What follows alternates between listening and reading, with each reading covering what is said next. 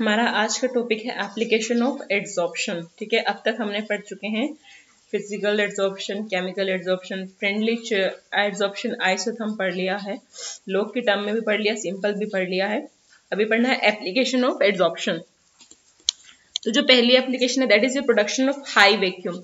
Generally vacuum मतलब absence of air. ठीक है, वैक्यूम क्रिएट किया जाता है कुछ पर्टिकुलर रिएक्शंस पे।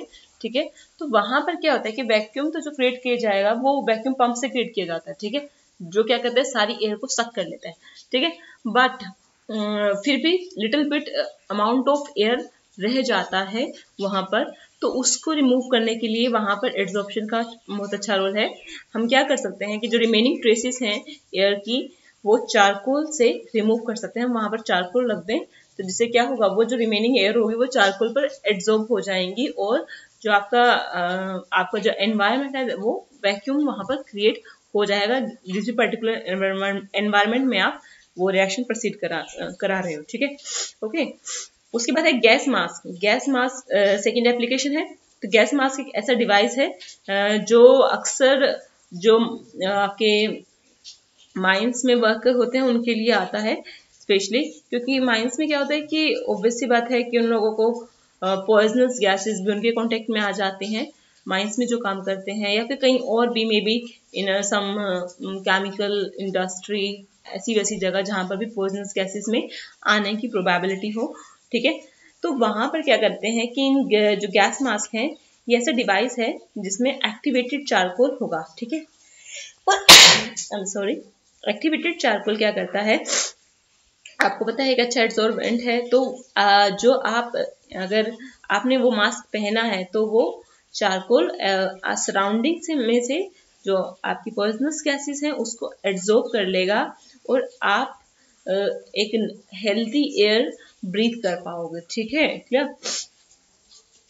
Third is control of humidity. Humidity पता है ना, presence of moisture in our surrounding. ठीक है, तो ह्यूमिडिटी को कंट्रोल करने के लिए भी आप silica and aluminium gel use कर सकते हैं क्योंकि वो बहुत अच्छे एड्सॉर्बेंट होते हैं। Fourth one is removing of colouring matter. Colouring matter जैसे मैंने बताया था, आपकी रोज शुगर जो होती है ब्राउन कलर की होती है, तो वो ब्राउन कलर रिमूव किया जाता है by using some good adsorbent like activated charcoal और may be animal charcoal. Okay, तो एनिमल चारकोल जो है आपका वो क्या करता है, कलर्स रिमूव कर देता है सॉल्यूशन से। ठीक है, अगर कोई सॉल्यूशन कलर्ड है, कोई क्योंकि कलर्ड क्यों होगा, कोई कंपोनेंट होगा जाहिर सी बात है जिसकी वजह से कलर है। अगर आप सॉल्यूशन में एक्टिवेटेड चारकोल या सॉरी एनिमल चारकोल अगर आप उसमें डाल देते हैं तो क्या होगा, वो चारकोल जो होगा आपका वो कलरिंग जो कंपोनेंट जिसकी वजह से कलर है उसको एड्सॉर्ब कर लेगा और जो सॉल्यूशन है वो कलरलेस हो जाएगा। Okay, clear. Fifth one is heterogeneous catalysis. ठीक है, वैसे तो कैटालिसिस सिलेबस में नहीं है तो इसको हटा दो पॉइंट कोई, हेट्रोजीनियस कैटालिसिस को। Now come to the sixth one, separation of inert gases. ठीक है, क्योंकि मिक्सचर ऑफ अगर नोबल गैसेस को हमको सेपरेट करना है तो आप उसे कोकोनट चारकोल पर का यूज करके सेपरेट कर सकते हैं, क्योंकि आपको मैंने बताया था जो जनरली गैसेस एड्सॉर्ब होंगी वो फिजिक्स ऑप्शन के अंडर ही आता है बेसिकली, और वहां पर वंडरवाल फोर्सेस का काफी अच्छा खासा रोल रहता है। तो सभी गैसेस की सेम टेंडेंसी कभी नहीं होती एड्सॉर्ब होने की, किसी की ज्यादा रहती है और किसी की कम रहती है। ठीक है, now in the next is incurring disease में। ठीक है, सिंपल पॉइंट है। फ्लोथ फ्लोटेशन प्रोसेस भी रहने दीजिए क्योंकि ये भी जिस चैप्टर का पार्ट है वो हटा दिया गया है, बट आप सिंपली याद रख लेना कि फ्लोथ फ्लोटेशन प्रोसेस है उसमें भी इसका एप्लीकेशन है। Now adsorption indicator. Adsorption indicator में देखो, मान लो जैसे कि कहते हैं कि कुछ प्रेसिपिटेट्स हैं, सिल्वर हैलाइड है। ठीक है, सिल्वर हैलाइड है, इसके पास क्या प्रॉपर्टी है, absorbing some dyes like eosin and fluorescein. ठीक है, तो ये क्या कर सकते हैं कि अगर कुछ किसी रिएक्शन में या कहीं भी ये बन रहे हैं तो उनको एब्जॉर्ब कर लें तो ऑब्वियस सी बात है ये इंडिकेट करेगा प्रेजेंस ऑफ सच डाइज। ठीक है, अगर कोई डाई प्रेजेंट है कहीं पर और आप उसमें सिल्वर हैलाइड डालें तो जाहिर सी बात है उसकी टेंडेंसी है इसको एब्जॉर्ब करने की, तो वो जो कलर है वो सिल्वर हैलाइड क्या करेगा आपका शो करेगा। ठीक है, क्लियर। क्रोमेटोग्राफी एनालिसिस में, क्रोमेटोग्राफी तो मैंने बड़े अच्छे से बताई थी 11th में, 3 तरह की आपकी कॉलम क्रोमेटोग्राफी, पेपर क्रोमेटोग्राफी और TLC, थिन लेयर क्रोमेटोग्राफी। तो क्रोमेटोग्राफी में तीनों में ही सेम ही प्रिंसिपल पे वो काम करती हैं ऑलमोस्ट, ठीक है। एड्सॉर्प्शन रहता है, जैसे आपको कॉलम क्रोमेटोग्राफी याद हो तो उसमें क्या करते थे, कॉलम लेते थे, कॉलम इस लॉन्ग फनल टाइप स्ट्रक्चर, ठीक है, इक्विपमेंट आपका, और उसको हम फिल करते थे एल्यूमिना से, सपोज करो हमने फिल कर लिया उसको, फिर हम क्या करते हैं कि जो मिक्सचर हमने सेपरेट करना है वो ऊपर से डालते थे, ठीक है, और फिर उसके बाद एक कोई सुटेबल सॉल्वेंट उसमें डाला जाता था, सो दैट कि वो जो आपका मिक्सचर है वो through out the column run कर सके। ओके, तो मैंने बताया था कि जिनका एड्सॉर्प्शन, दो कंपोनेंट है, दोनों की जो एड्सॉर्बिंग पावर है वो डिफरेंट होगी डेफिनेटली, एक ज्यादा अच्छे से एड्सॉर्ब हो सकता है, दूसरा कम अच्छे से होगा, ठीक है। तो जो ज्यादा अच्छे से एड्सॉर्ब होगा वो क्या करेगा, ऑब्वियसली वो प्रॉपरली एड्सॉर्ब हो गया, और आप उसे सॉल्वेंट ऊपर से डालोगे तो वो सॉल्वेंट के साथ नीचे नहीं आएगा क्योंकि वो सरफेस पर अच्छे से एड्सॉर्ब हो गया है, जबकि जो कम एड्सॉर्ब हुआ है वो उतने वो क्या करेगा, सॉल्वेंट के थ्रू नीचे आ जाएगा, ठीक है। तो एकदम बेसिक बातें थी। और उसके बाद ये जो टॉपिक है ना कैटालिसिस, ये नहीं है जिस सिलेबस में, होमोजीनियस हिटेरोजीनियस कैटालिसिस भी नहीं है, और एड्सॉर्प्शन थ्योरी भी नहीं है हिटेरोजीनियस कैटालिसिस की, और ये भी नहीं है आपका क्या बोलते हैं important feature of solid catalyst, ये भी नहीं है, और जियोलाइट्स वाला भी नहीं है, सपर क्रॉस है, ये भी नहीं है। Next one is enzyme catalysis, not in your syllabus, so we will go to the next topic that is, ये भी नहीं है कैटालिस्ट इन इंडस्ट्री, कॉलॉइड्स, ठीक है। कॉलॉइड्स हमारा नेक्स्ट टॉपिक है जो कि सिलेबस में है। तो कॉलॉइड्स के बारे में आपको ऑब्वियस सी बात है बेसिक इन्फॉर्मेशन जरूर रहा होगा, 9th क्लास में पढ़ाया जाता है आपको। कॉलॉइड्स होते हैं वो हिटेरोजीनियस सिस्टम होते हैं, ये ऐसा सिस्टम है इसमें दो तरह के फेस होंगे, एक डिस्पर्स फेस होता है, दूसरा डिस्पर्जन मीडियम होता है। तो जैसे सॉल्यूशन में दो होते हैं ना, सोल्यूट और सोलवेंट, वैसे ही कॉलॉइड में दो होते हैं, डिस्पर्स फेस और डिस्पर्जन मीडियम। तो डिस्पर्स फेस के जो मॉलिक्यूल या सब्सटेंस होते हैं उनके जो पार्टिकल्स होते हैं वो काफी फाइन रहते हैं, ठीक है।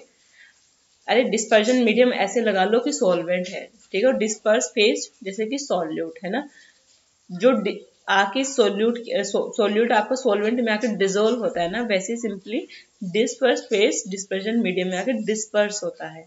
ओके, तो यहाँ पर सिंपल सी बात है। अब एक क्या डिफरेंस है, सॉल्यूशन और कॉलॉइड के लिए अलग अलग टर्मिनोलॉजी यूज की गई है, तो इसलिए की गई है कि वे दोनों डिफरेंट होते हैं ना कुछ मायनों में।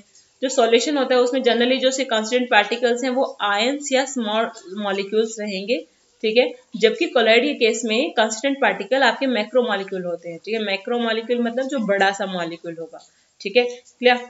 और ये जो मॉलिक्यूल है मैक्रो मॉलिक्यूल जिससे भी बना हुआ कॉलॉइडल सिस्टम आपका, ये वैसे तो बड़े होते हैं मॉलिक्यूल है ना, बट इतने बड़े नहीं होते कि सेटल डाउन हो जाएं, ठीक है।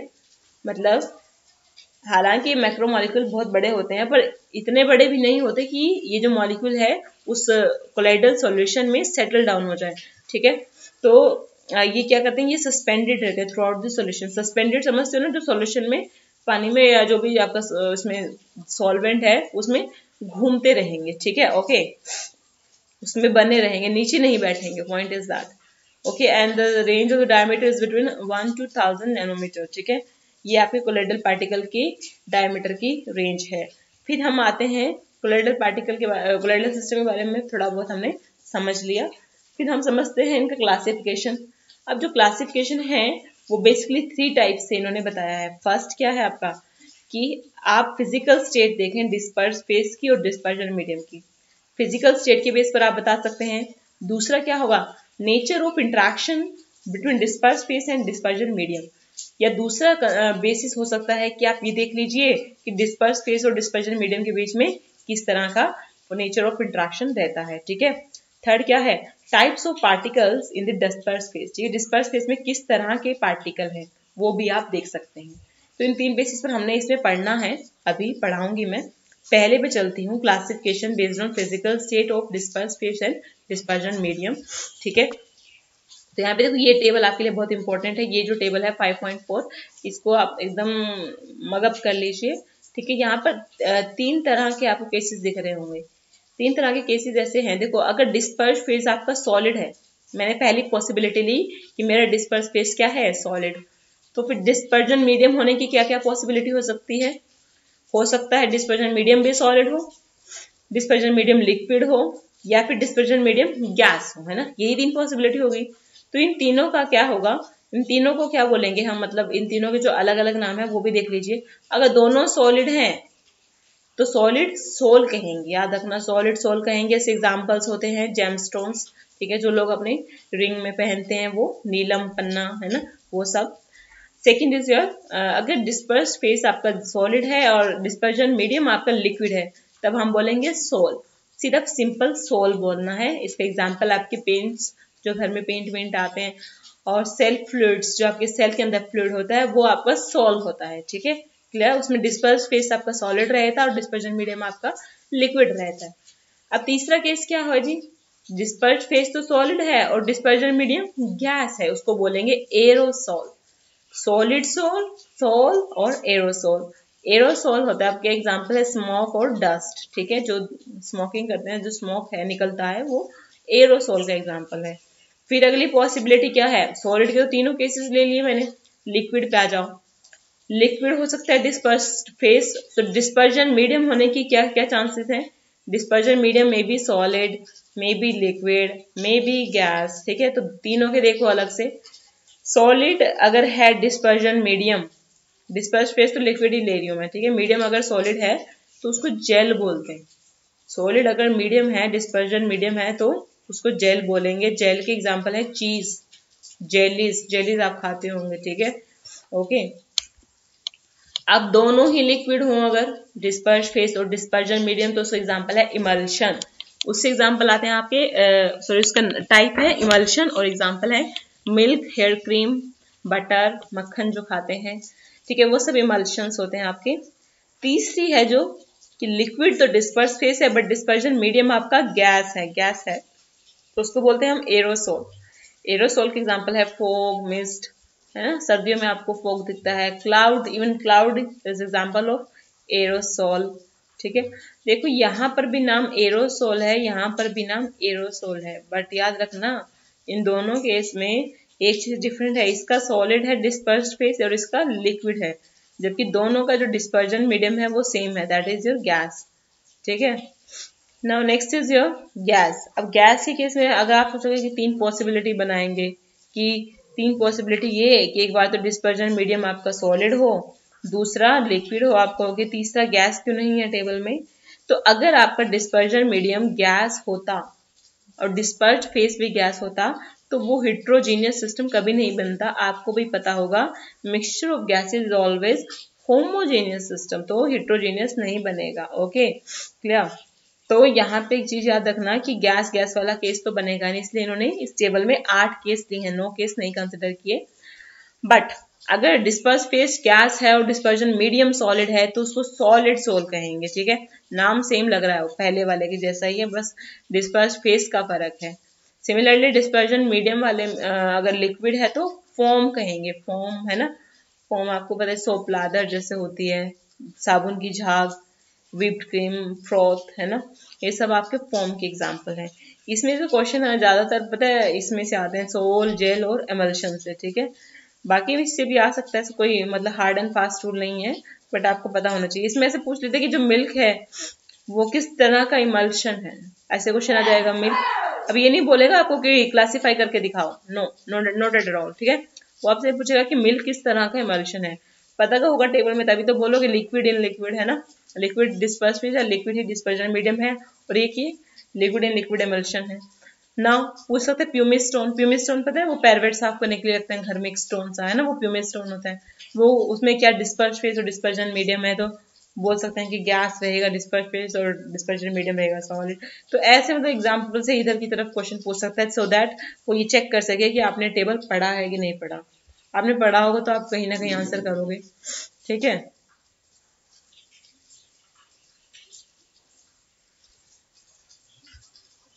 उसके बाद है classification based on the nature of interaction between disperse phase and dispersion medium. पहला फिजिकल स्टेट के बेस पर कर लिया हमने क्लासिफिकेशन 8 टाइप्स में। अभी करूंगी उन दोनों की आपस की इंटरेक्शन के बीच में, ठीक है, के बेस पर दोनों में किस तरह के इंटरेक्शन है। तो इस बेस पे हमने दो तरह से क्लासीफाई किया है, एक तो किया है लायोफिलिक कोलाइड्स और दूसरा करा है लायोफोबिक।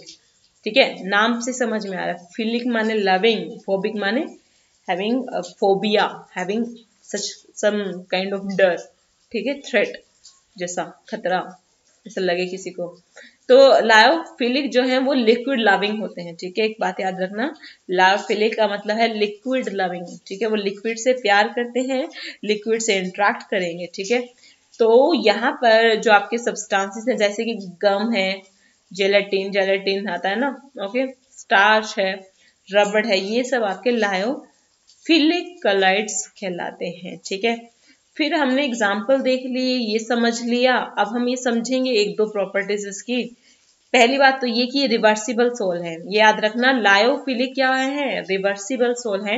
रिवर्सिबल सोल क्यों कहा गया है इन्हें, क्योंकि अगर आपका यहाँ इस केस में लायोफिलिक सोल्स के केस में डिस्पर्स फेस और डिस्पर्जन मीडियम सेपरेट हो जाता है या फिर आप उसको सेपरेट कर देते हो, डिस्पर्स फेस को और डिस्पर्जन मीडियम को एक दूसरे से आपने सेपरेट कर दिया है, और अगर आप उसे फिर से दोबारा से उसका कोलाइडल सोल बनाना चाहें तो इन केस में, इन लायोफिलिक कोलाइड्स के केस में आप उन दोनों को सिंपली मिक्स कर दीजिए फिर से, वो फिर से क्या बन जाएगा आपका, वही लायोफिलिक सोल बन जाएगा। तो इसको हमने रिवर्सिबल सोल इसलिए कहा है क्योंकि अगर आप सेपरेट कर देते हैं तो फिर दोबारा उन्हें आपस में मिलाने से वो सोल फिर से जनरेट हो जाता है। ठीक है, और सबसे बड़ी इंपॉर्टेंट बात एक याद रखनी है कि ये जो सोल्स होते हैं, लायोफिलिक जो सोल्स हैं, ये स्टेबल होते हैं। ठीक है, दे आर क्वाइट स्टेबल। ठीक है, तो क्या क्या बातें पढ़ी, एक तो लिक्विड लविंग है, लायोफिलिक लिक्विड लविंग है, एग्जाम्पल देख लिया, गम, जेलेटिन, स्टार्च, ये वो सो। और इस पैराग्राफ में जो याद करने का था वो ये है कि ये रिवर्सिबल सोल है, रिवर्सिबल सोल का मतलब समझा। फोर्थ इज योर कि ये क्वाइट स्टेबल है। नाउ हमने करना है लायोफोबिक कोलाइड्स। ठीक है, एनसीईआरटी करने के मैं आपको बेनिफिट्स बता नहीं सकती, अगर आप इस पैटर्न से एनसीईआरटी कर रहे हैं तो डेफिनेटली आपके अच्छे मार्क्स आ सकते हैं। ठीक है, लायोफिलिक कोलाइड्स में क्या, सॉरी लायोफोबिक में क्या होगा, obviously they are liquid hating, they are liquid hating, they don't like liquid. ठीक है, that is why they are lyophobic. Okay, इसके एग्जाम्पल देखना, metal and their sulphides, metal और मेटल सल्फाइड्स क्या है, लायोफोबिक के एग्जाम्पल हैं। और इसमें आप मेटल तो कहीं आपको पता ही है। अब इसमें एक चीज याद रखना कि ये जो सॉल्ट्स होते हैं ना लायोफोबिक, ये प्रेसिपिटेट हो जाते हैं बड़ी इजीली अगर आप इसमें थोड़ा सा इलेक्ट्रोलाइट ऐड करते हैं। मतलब इलेक्ट्रोलाइट समझते हैं ना आपका, जो मतलब जैसे NaCl आपका इलेक्ट्रोलाइट है। ठीक है, क्लियर, तो अगर आप इसमें कुछ इलेक्ट्रोलाइट ऐड कर देंगे तो ये प्रेसिपिटेट हो जाएंगे, कोएगुलेट हो जाएंगे। अब प्रेसिपिटेशन और कोएगुलेशन का मतलब समझते हैं ना, कोएगुलेशन या प्रेसिपिटेशन का मतलब होता है इकट्ठा होना। जैसे पहले वो सस्पेंडेड थे सॉल्यूशन में, क्योंकि कोलाइडल सोल में पार्टिकल सस्पेंडेड रहते हैं, तो पहले तो वो सस्पेंडेड थे सॉल्यूशन में, जैसे ही आपने कोई इलेक्ट्रोलाइट ऐड किया तो वो प्रेसिपिटेट हो जाएंगे। ये जो इफेक्ट है मैं अभी बताऊंगी आने वाले टॉपिक में, यहाँ पर हल्का सा जिक्र है तो हल्का सा ही करूंगी। ठीक है, और दूसरी बात ये याद रखना कि ये स्टेबल नहीं होते, ये स्टेबल भी नहीं होते, ये जो सोल है आपके लायोफोबिक, ये स्टेबल नहीं होते और ये रिवर्सिबल भी नहीं होते। तो हम इन्हें क्या कहते हैं, इरिवर्सिबल सोल। मतलब अगर आपने लायोफोबिक सोल का डिस्पर्स फेस और डिस्पर्जन मीडियम अलग कर दिया है, सेपरेट कर दिया है, तो फिर आप दोबारा से रीमिक्सिंग कर कर उसे नहीं बना सकते। ठीक है, ऐसे नहीं आपने दोबारा से मिक्स किया जैसे लायोफिलिक बन गया था वैसे लायोफोबिक नहीं बनेगा, तो that's why they are called irreversible salt। ठीक है, अभी आज के लिए इतना ही। 5.4.3 मैं अपने नेक्स्ट लेक्चर में कवर करूंगी।